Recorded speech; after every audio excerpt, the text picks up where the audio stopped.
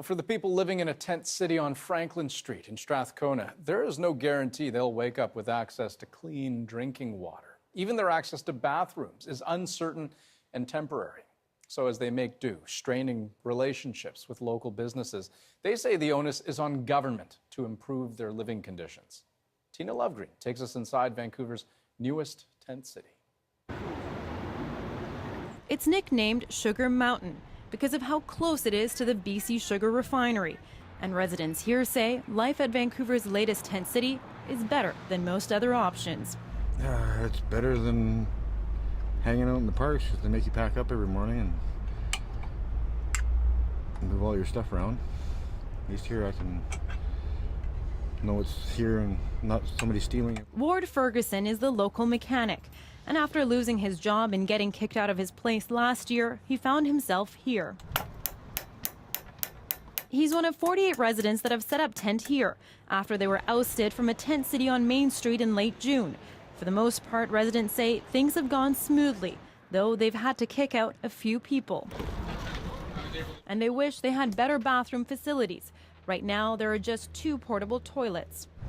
This is what we got to get water in. Their makeshift kitchen is full of water jugs. Like last night, we went 3 or 4 blocks down the road to get it, pushing a shopping cart, and that's it. And have to make 2 trips sometimes, The campers have been going to nearby businesses to get water, but now those shops have shut off their taps. At first, we put just sign not to take any water from here. Ebi Abbasi works at the nearby bakery. He said at first they turned a blind eye, but then so many people were coming that they had to cut off the water. This is a business, so every water they took from here, we pay for it. It costs us money, and you know how it works. The business is just basically surviving, and if we keep giving water for free, then it's gonna cost us even more. Back at the tent city, homeless advocates are calling on local governments to step up. But it's not the local businesses' responsibilities to supply humans with drinking water. It's a responsibility that seemingly should fall on the government to protect its constituents, one, but also its most vulnerable populations. The city of Vancouver says the camp is on unused industrial land, so there is no water hookup. But people here say the city and the provincial government need to step up immediately. Tina Lovegreen, CBC News, Vancouver. Now, we wanted some answers from the province on what it plans to do about that tent city and all those people there. So earlier today, I spoke with Shane Simpson, who's actually been down to the site. He's the provincial minister responsible for social development and poverty reduction. Here's some of our conversation. You tell us, first of all, your impressions. What did you think of what you saw down there?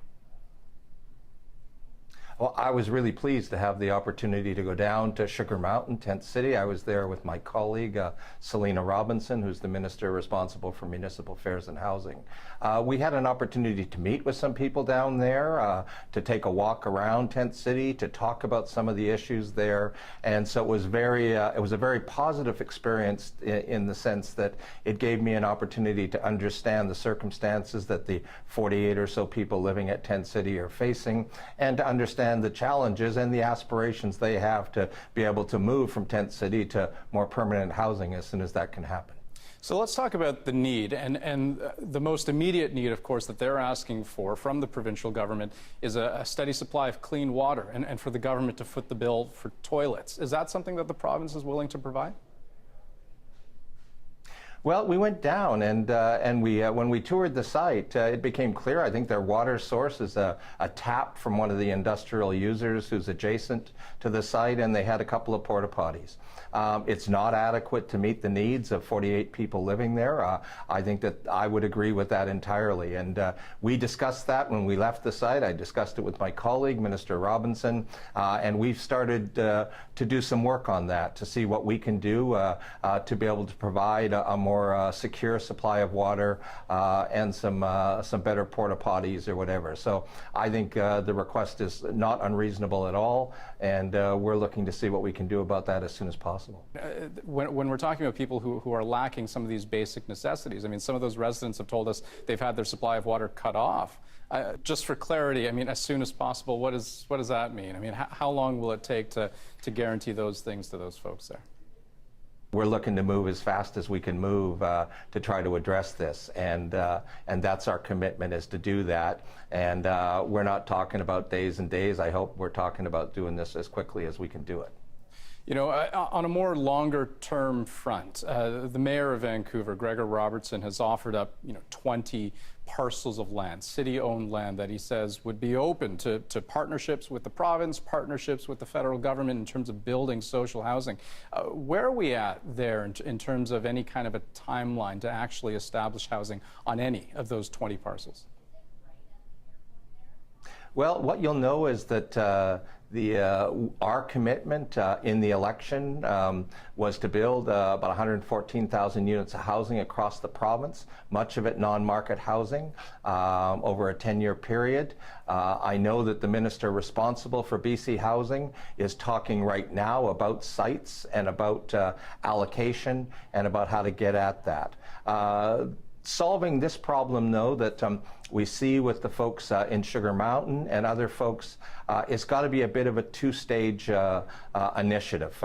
Building housing doesn't happen overnight. It's going to take some time, whether it's on those sites that Mayor Robertson has identified or sites in other jurisdictions. So we need to get at that. But we also need to find shorter-term solutions that we can turn over in less than the time it takes to get a building built, full-time housing. And so that's the work that we're doing as well. And so can you shed some light on some of those short-term solutions on the table right now? Because for those people living at the Sugar Mountain tent city, they've said shelter space won't cut it. Rat-infested, dilapidated SROs won't cut it, and they certainly don't just want to be pushed out into another empty lot. So what's the end game there?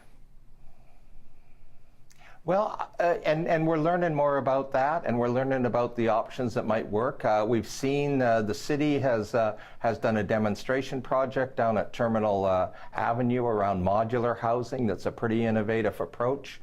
So we're looking at whether that's an approach that could be applicable elsewhere. So there's no doubt I agree with the folks down there that shelter beds unto themselves probably don't meet the need for lots of people there, and we need to find a solution that's more complete than that.